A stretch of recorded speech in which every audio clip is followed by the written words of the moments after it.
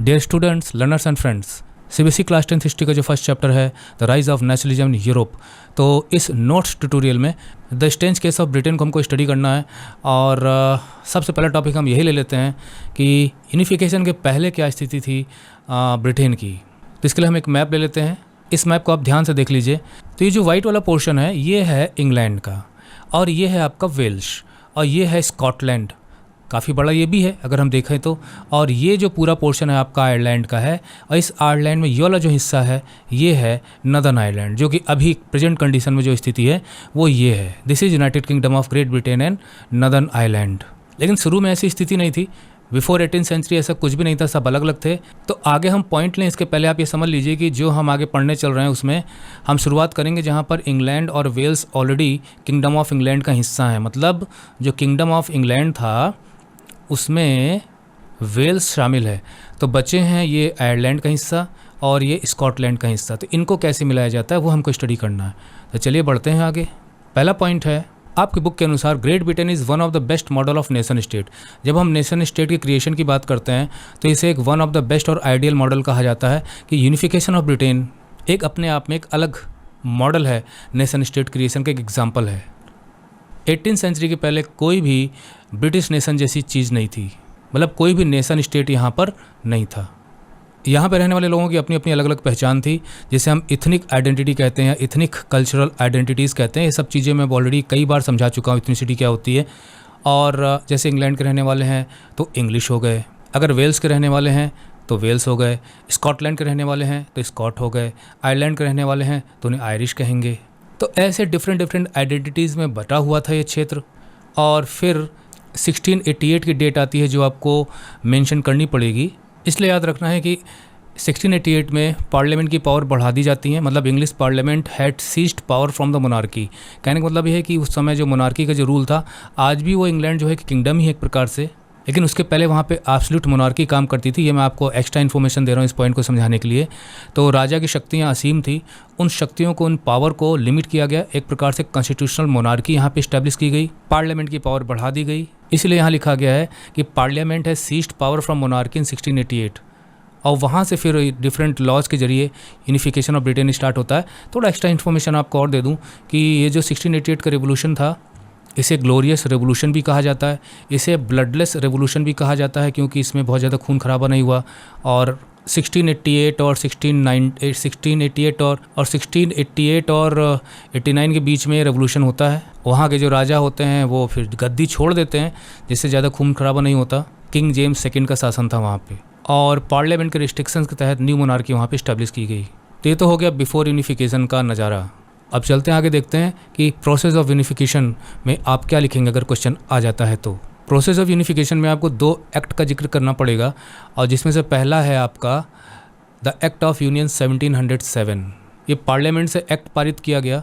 ये पार्लियामेंट से एक्ट एक वहाँ पे पास किया जाता है 1707 में, और उसके तहत स्कॉटलैंड और इंग्लैंड को दोनों को मिला दिया जाता है। और आप याद रखिए, मैंने आपको बताया था वेल्स ऑलरेडी इसमें शामिल है। तो स्कॉटलैंड, इंग्लैंड एंड वेल्स, तो अब ये बन जाता है United kingdom of great Britain. यानी ग्रेट ब्रिटेन का मतलब ये हो गया कि इसमें स्कॉटलैंड भी शामिल है, इंग्लैंड भी शामिल है, वेल्स भी शामिल है। इसे हम कहते हैं United kingdom of great Britain. ये हुआ 1707 में एक्ट ऑफ यूनियन के तहत। कोई रिवोल्यूशन नहीं, कोई खून खराबा नहीं, कोई वॉर नहीं, कोई कुछ नहीं। लेकिन उसके बाद भी कुछ पॉइंट्स आपको याद रखने हैं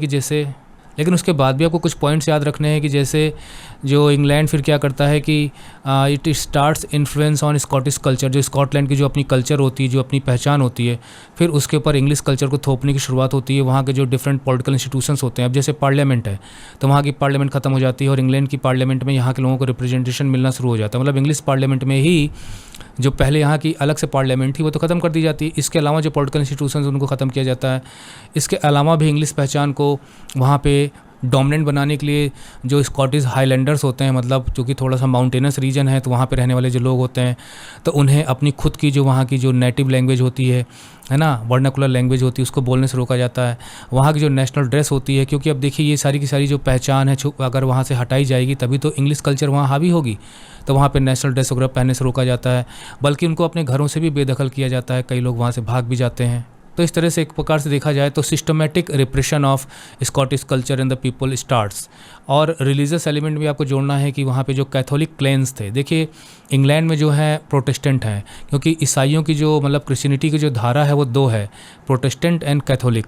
तो कैथोलिक्स तो वैसे भी बहुत ज़्यादा है, मोर देन 1 अरब, लेकिन प्रोटेस्टेंट भी हैं, लेकिन इंग्लैंड में प्रोटेस्टेंट ज़्यादा हैं। तो इस वजह से क्या हुआ कि जो कैथोलिक क्लाइंट्स थे, मतलब कैथोलिक धारा को मानने वाले जो क्रिश्चियन पीपल थे, उनका भी दमन स्टार्ट हुआ, सप्रेशन स्टार्ट हुआ, अगर वो इंडिपेंडेंस की कोई मांग करते थे तो।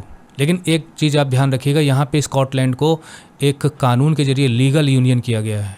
इसके बाद आपको एक एक्ट और याद रखना है, वो है एक्ट ऑफ यूनियन 1801।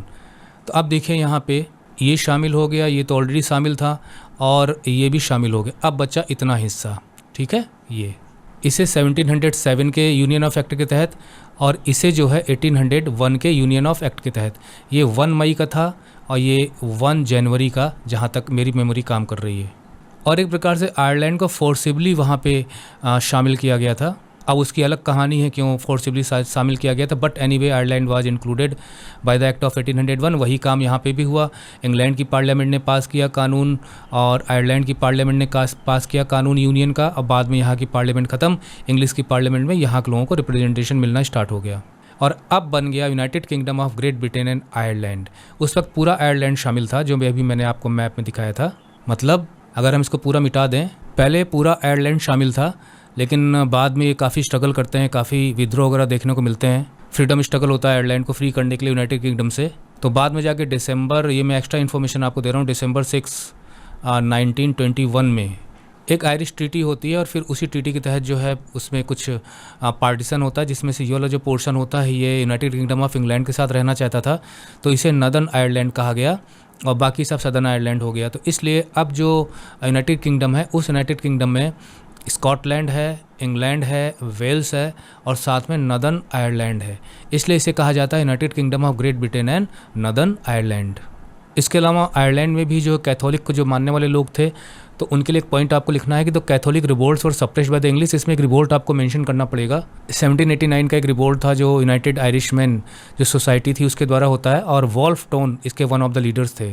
तो इसको विफल किया जाता है, और उसके बाद ही 1789 की बात है, और 1801 में देखिए एक यूनियन हो जाता है, और 1801 में आयरलैंड को फोर्सिबली यूनाइटेड किंगडम का हिस्सा बना लिया जाता है।